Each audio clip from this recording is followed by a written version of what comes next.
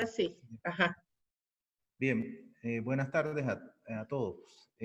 Vamos a ver si hoy logramos avanzar lo más que podamos eh, para, bueno, para ir pues, retomando los temas y terminando esto. Hoy vamos a ver dos elementos que son muy importantes en los que son, en las propuestas, en los componentes del PDOT. Uno es los suelos y la otra es la cobertura vegetal. Y si podemos, vamos a avanzar un poco en el tema de amenazas. Bien, los suelos hay que verlos de dos puntos de vista.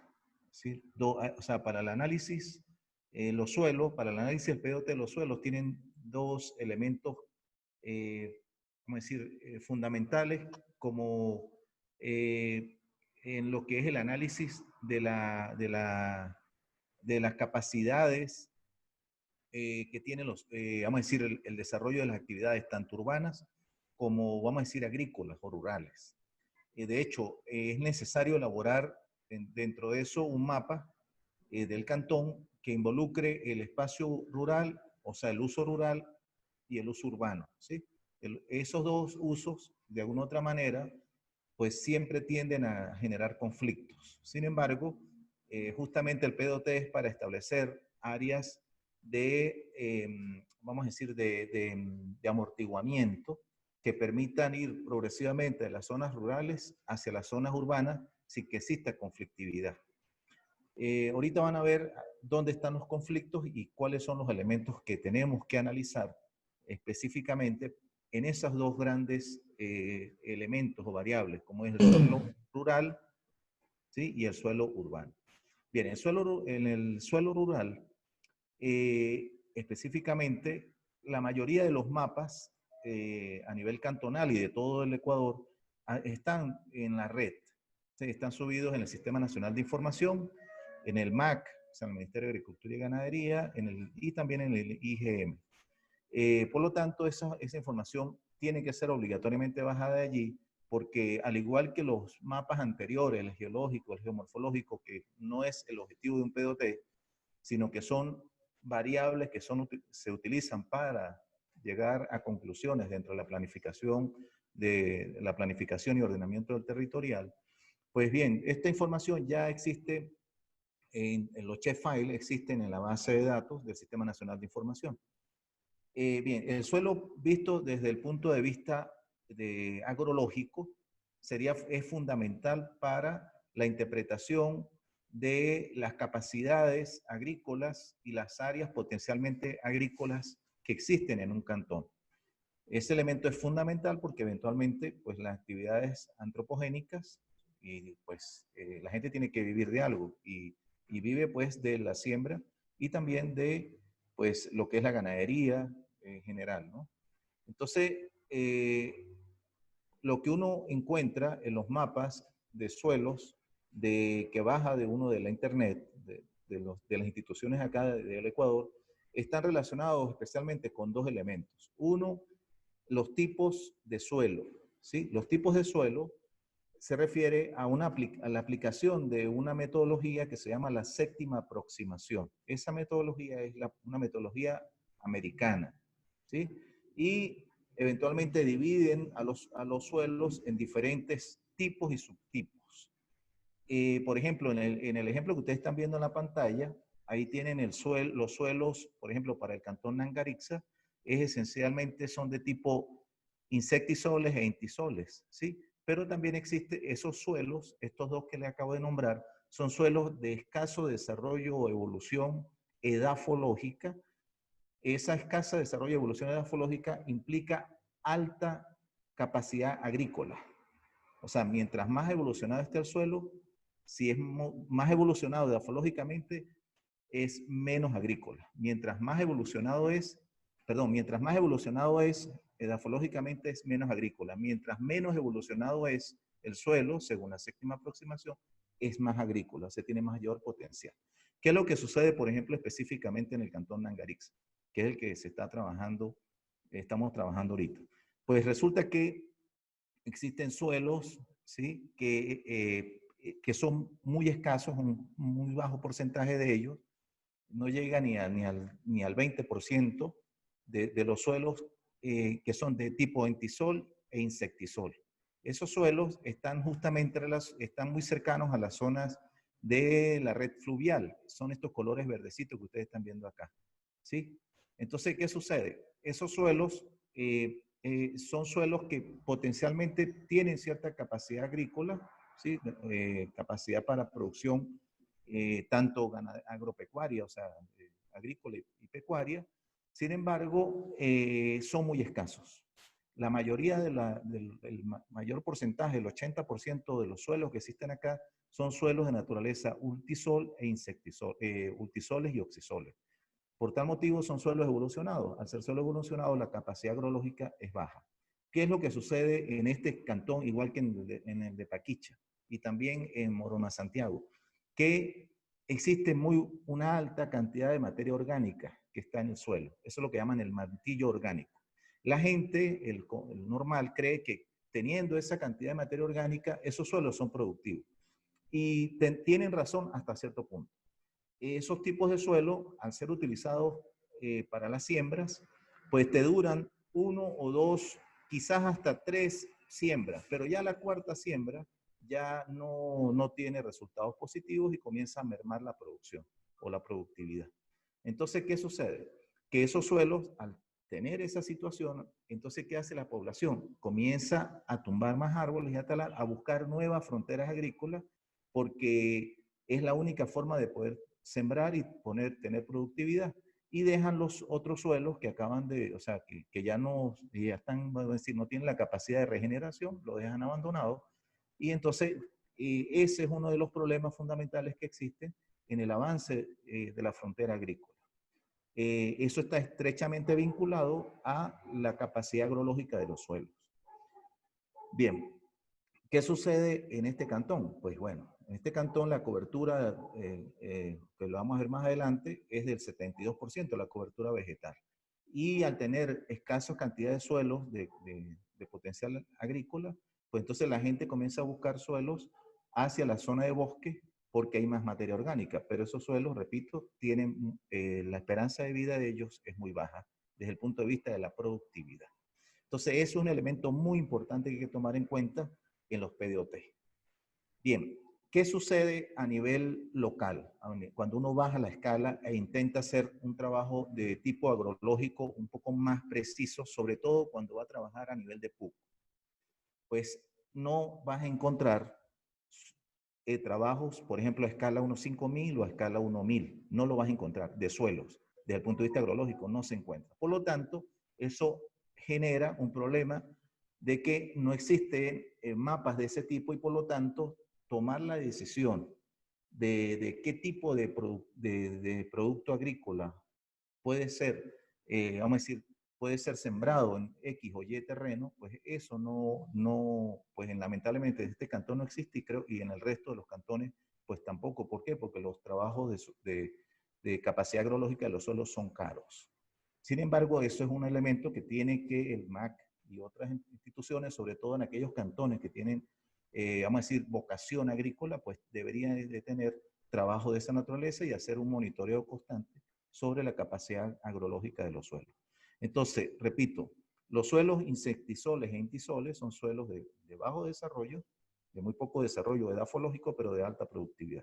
Mientras que los suelos ultisoles y oxisoles son suelos de alta evolución, de alto desarrollo edafológico y eventualmente son de baja productividad. Ese es más o menos los extremos. Dentro de esos extremos aparecen otras clasificaciones que, bueno, tienen capacidades diversas desde el punto de vista agrológico. Pero repito, para poder llegar a precisar, hacer una buena distribución de la capacidad agrológica de los suelos, es necesario hacer los trabajos de análisis geoquímico de los suelos para poder conocer con exactitud ese elemento.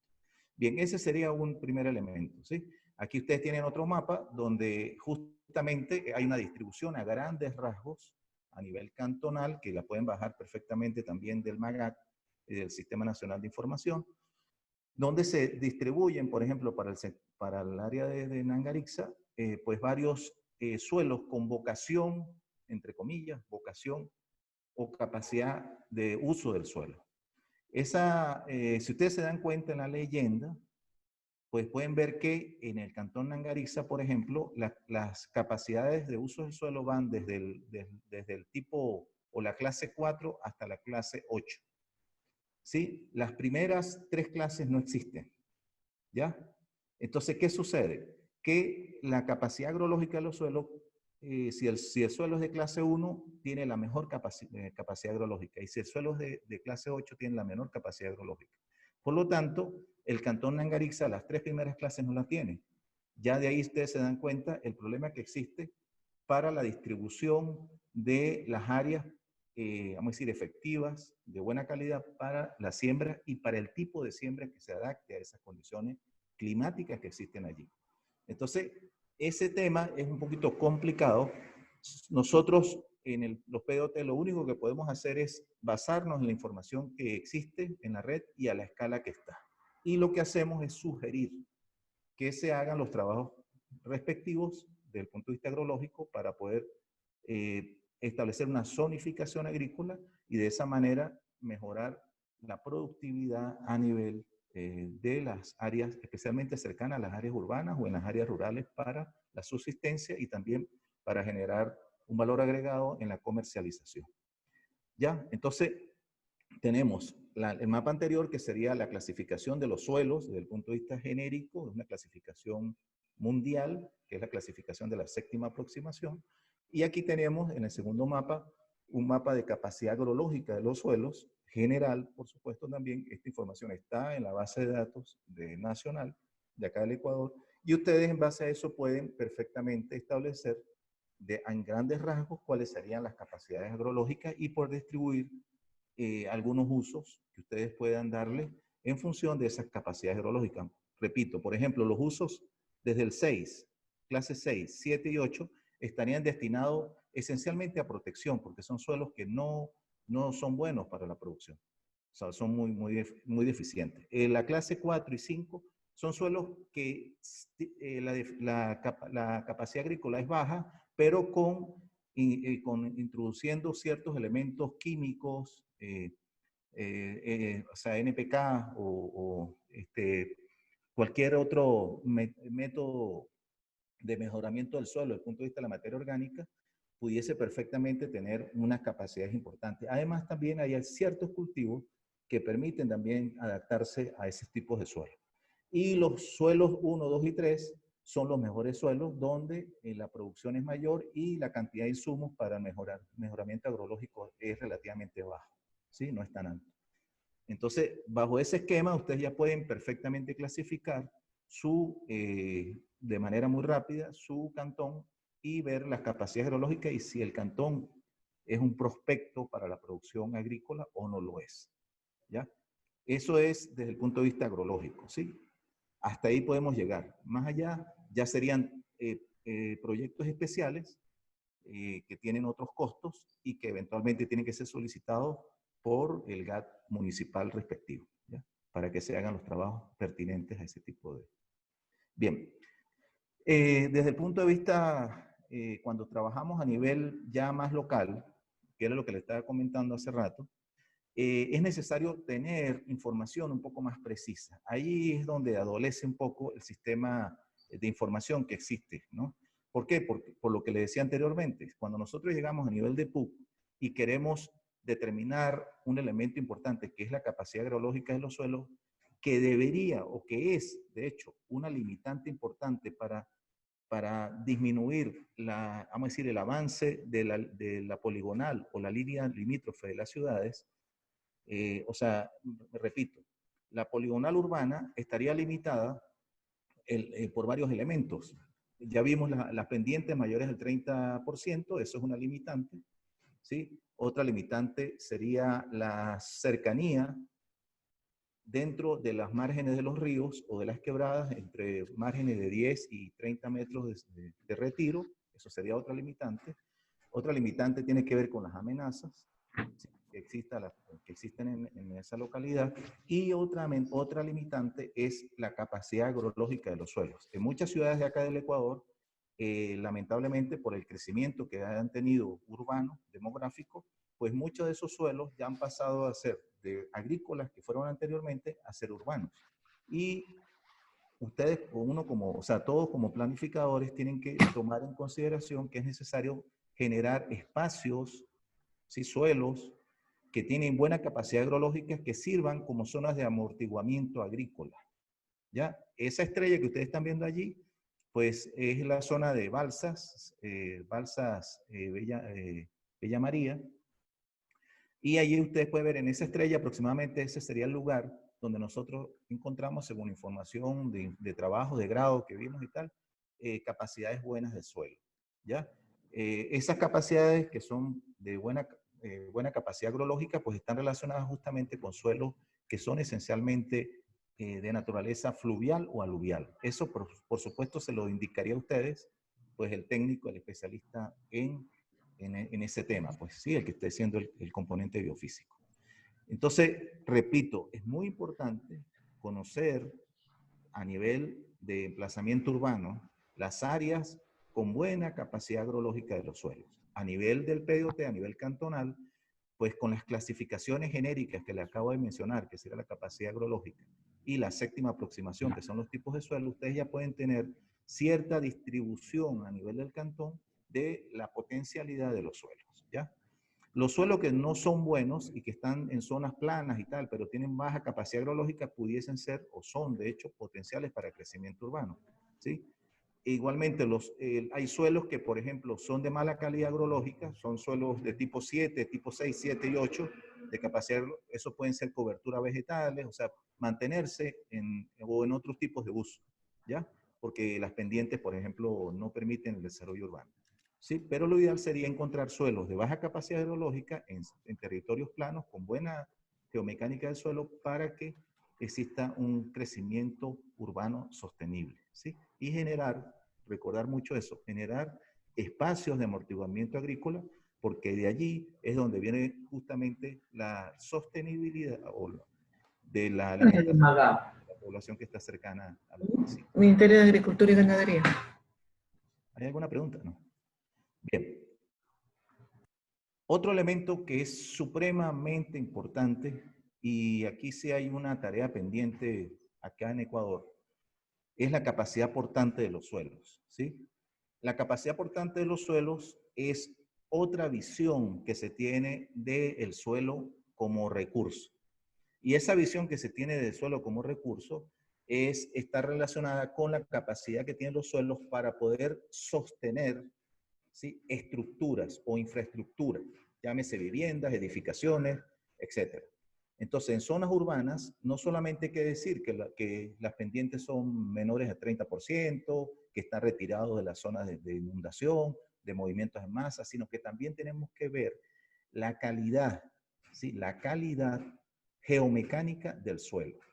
Y muchos GAT aquí en Ecuador no exigen a las empresas constructoras y a los ingenieros que hacen proyectos independientes, o arquitectos, ingenieros civiles, el informe de la capacidad portante de los suelos. En algunas localidades sí lo exigen, pero en la mayoría que yo he tenido experiencia no existen datos.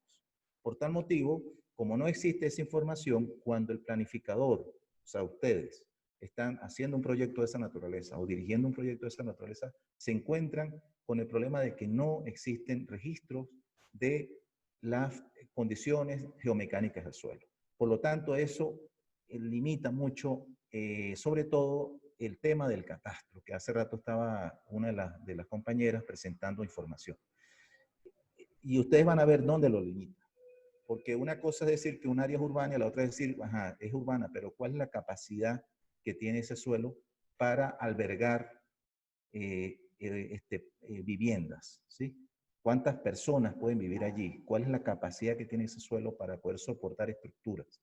¿Sí? Eso tenemos que nosotros saberlo. ¿Por qué? Porque ahorita, hoy en día, hay un concepto que lo veo mucho, lo oigo mucho los urbanistas y la gente que trabaja con eso, los geógrafos también, que existe un concepto que es la compactación de las ciudades. La idea es compactar las ciudades, ¿sí? Y esa compacidad de esa ciudad va a mejorar y a disminuir costos y a hacer más eficientes y eficaces los servicios. Por lo tanto, el concepto hoy en día de la planificación a nivel urbano está dirigido hacia la optimización del recurso y eso significa hacer ciudades compactas, ¿sí?